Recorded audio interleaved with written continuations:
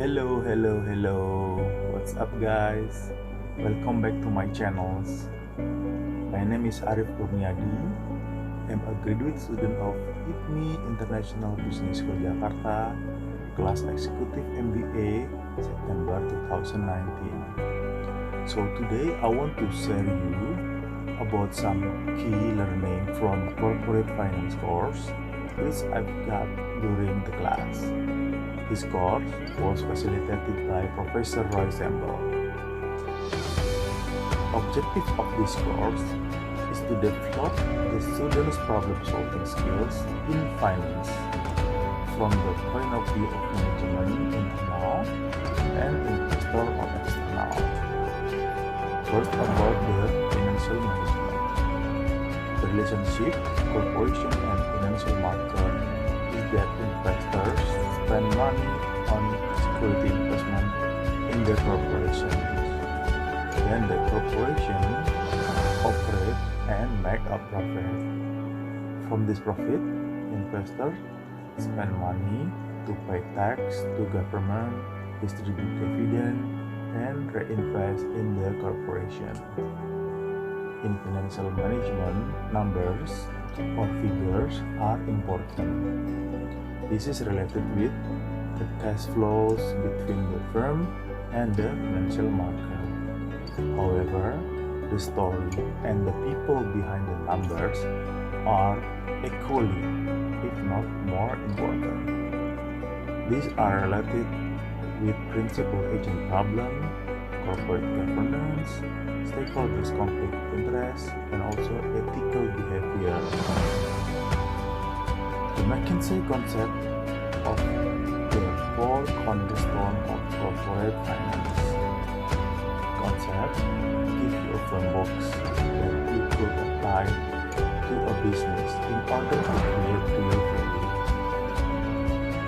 First principle is core of value principle. Value is driven by return on capital and growth and also cash flows. The second principle is continuation of value principle. You cannot create value by rearranging claims on cash flow. The third principle is expectation treadmill principle. The more the investor expect of your share price, the better you must perform to keep up. And the last or fourth principle is the best owner principle. A business value depends upon its owner capabilities. So those are the four cornerstones of corporate finance. So basically, you have to know the return on investment capital, knows the cash flow of the company, knows the expectation of what will happen in the future, and it must have the right owner and the right management team combined with the ability to properly manage the business. Discuss about the capital budgeting. Capital budgeting is a planning process for investment in long-term assets. Basically, it's a decision-making criteria in the capital budgeting. You have to accept or reject long-term investment proposals. There are several methods for capital budgeting. The method number one is payback period. Is to determine how many years does it take to cover the initial investments.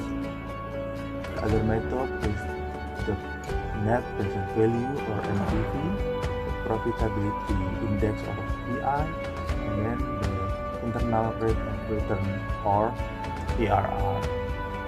All three methods will consider all cash flows, time value of money, and required rate of return.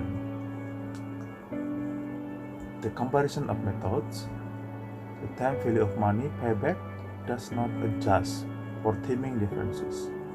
NPV, IRR, and PI take into account the time value of money.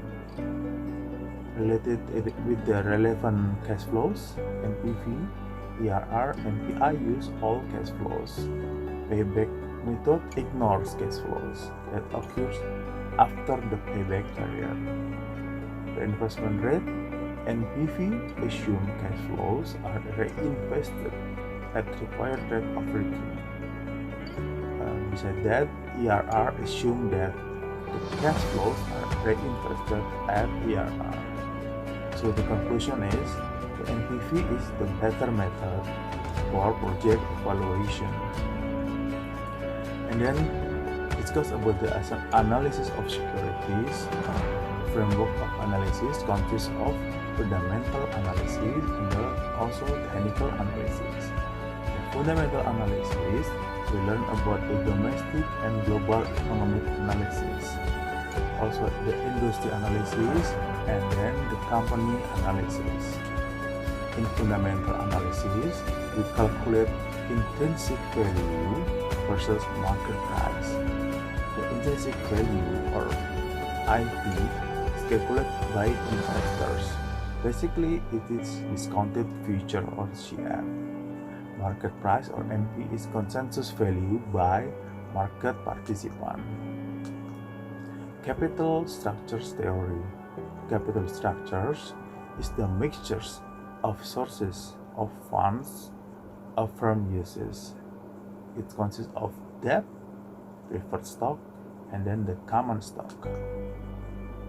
Capital structures theory is a benefit of debt financing is that interest is tax deductible, whereas payments to equity providers are not.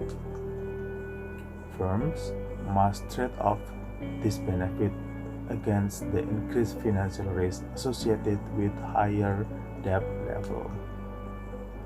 Capital structures in the real world, firms attempt to balance the cost and benefit of debt to reach the optimum mix that maximizes the value of the firm.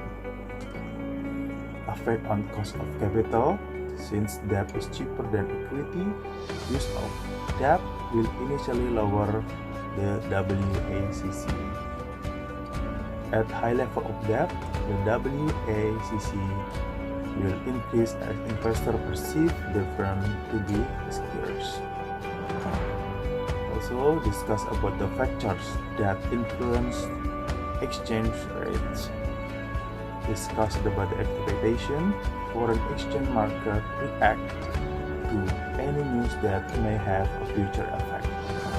Institutional investors often take currency position based on anticipated interest rate movement in various countries. And because of the speculation transactions, foreign exchange rates can be very volatile.